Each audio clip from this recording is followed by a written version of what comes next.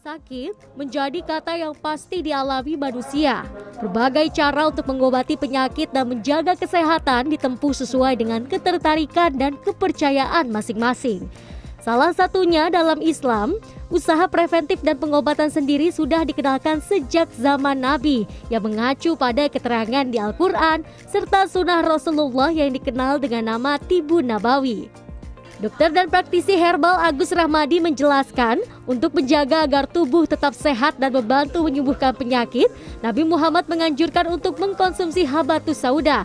Dikenal dengan nama jintan hitam atau dalam bahasa latinnya Nigella sativa, habatus sauda memang memiliki beragam kandungan yang bisa membawa manfaat baik untuk tubuh.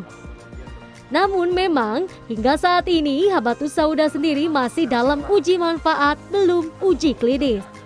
Habatus sauda juga ternyata memiliki zat aktif seperti nigelon, timoquinon. Itu ternyata zat aktif yang memiliki efek imunomodulating.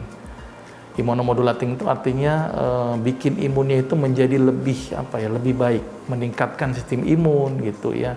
Terus kemudian memiliki efek anti peradangan atau anti inflamasi sehingga tidak terlalu berlebihan respon inflamasinya gitu ya. Nah, itu salah satu komponen yang terdapat pada habatus sauda. Dan ternyata habatus sauda banyak komponen yang bisa mengobati banyak kasus penyakit. Asma itu cukup bagus dengan habatus sauda gitu ya. Diabetes. Kenapa level uji manfaat? Karena zat aktifnya banyak. Satu tanaman tuh banyak zat aktif. Tapi kalau obat kan satu zat aktif saja. Nah, itu yang kadang-kadang kita sulit mendeteksi zat aktif mana yang berperan dari habatus sauda ini untuk kasus ini. Karena banyaknya jenis zat dalam habatus sauda, sebaiknya tak kala mengkonsumsi habatus sauda dapat dikonsultasikan juga dengan dokter.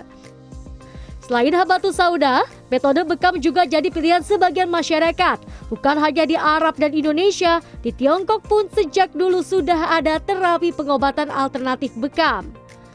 Dr. Agus mengatakan, manfaat bekam secara umum adalah mengeluarkan cairan interstisial sisa-sisa metabolisme tubuh yang dapat bermanfaat untuk menurunkan kolesterol, asam urat, hingga hipertensi. Sementara menurut Dr. Adia Sari dari Klinik Sehat Serpong, terdapat titik-titik yang harus diperhatikan saat melakukan bekam. Bekam bisa dilakukan di bagian kepala, leher, pundak, punggung, dan titik keluhan. Namun harus dilakukan oleh ahli terapi bekam. Terdapat juga titik-titik yang dilarang seperti titik lipatan atau sendi, lubang alamiah, hingga pembuluh darah yang berdenyut. Proses bekam juga harus dilakukan dengan benar-benar steril. Selain itu, tidak semua orang bisa melakukan bekam. Hanya yang dalam kondisi sehat seperti tekanan darah normal, gula darah tidak tinggi yang bisa melakukan bekam. Maka dari itu, terdapat proses pengecekan kesehatan sebelum melakukan bekam. Pertama, pasti kita lihat dari tensinya dulu. Yang hipotensi, tensi batas rendah 90/60 kita tidak perbolehkan untuk bekam karena khawatirnya terjadi shock hipovolemik. Yang hipertensi batas maksimalnya 170/110 pun tidak kami perbolehkan untuk bekam karena khawatirnya ada rangsangan nyeri, maka akan semakin meningkatkan tekanan darahnya, seperti itu. Kemudian orang-orang dengan diabetes mellitus dengan kadar gula yang lebih dari 200 juga kami tidak perbolehkan untuk bekam. Kemudian untuk orang-orang yang memiliki penyakit-penyakit kulit.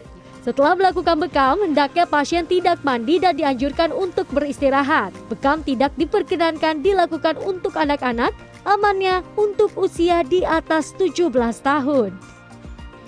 Bagi muslim, bekam juga tidak bisa dilakukan di sembarang waktu. Contohnya pada saat bulan puasa. Mayoritas ulama mengatakan sebaiknya menghindari bekam karena hukumnya makruh. Sandra Insanasari, Andra Anhar, Jakarta.